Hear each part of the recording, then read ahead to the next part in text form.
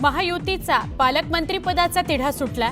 मुंबई, सिंधुदुर्ग, पालघरचे पालकमंत्रीपद भाजपकडे, तर ठाणे, रत्नागिरी, रायगडचं पालकमंत्रीपद शिवसेनेकडे जाणार, सूत्रांची माहिती।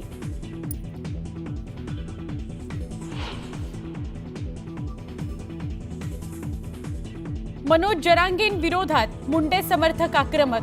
धनंजय मुंडेंबाबत वादग्रस्त वक्तव्य केल्यानं मुंडे समर्थकांचा बीड पोलीस ठाण्यात ठिय्या। आंदोलनानंतर जरांगे पाटलांविरोधात गुन्हा दाखल।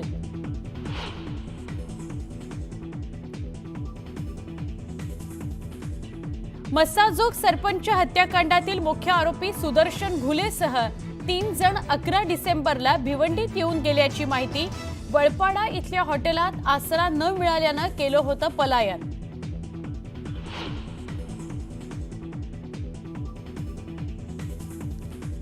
आमदार सुरेश धस यांचे गुंड निलेश घायवळ सोबतचे व्हिडिओ व्हायरल। घायवळवर दाखल आहे धसांनी आरोप केलेल्या बिक्कडवर धमकी दिल्याचा गुन्हा। व्हायरल व्हिडिओमुळे नव्या चर्चेला उधाण।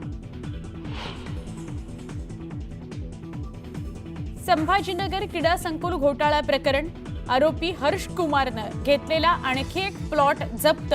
नातेवाईकांच्या नावानं प्लॉट खरेदी केल्याचं तपासात उघड।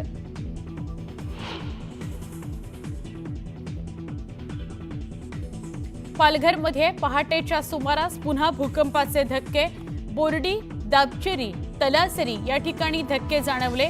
भूकंपाची तीव्रता 3.7 रिश्टर स्केल।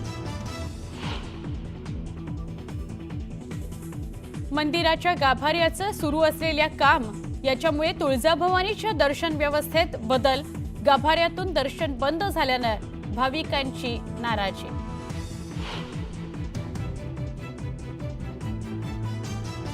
एखाद्या मुलीचा एकदाच पाठलाग करणं गुन्हा मानता येत नाही। गुन्हा सिद्धीसाठी सतत पाठलाग केल्याचं सिद्ध करणं आवश्यक। एका प्रकरणाचा निर्णय देताना नागपूर खंडपीठाचं वक्तव्य। बिहारच्या पाटणा इथं बीपीएससीची पूर्व परीक्षा रद्द करण्याच्या मागणीकरता आंदोलन करणाऱ्यांवर कारवाई। प्रशांत किशोर यांना घेतलं ताब्यात।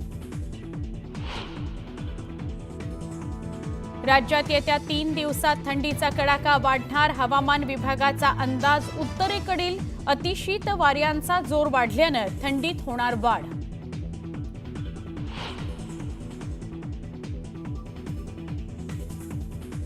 काश्मीरमध्ये पुन्हा तुफान बर्फवृष्टी।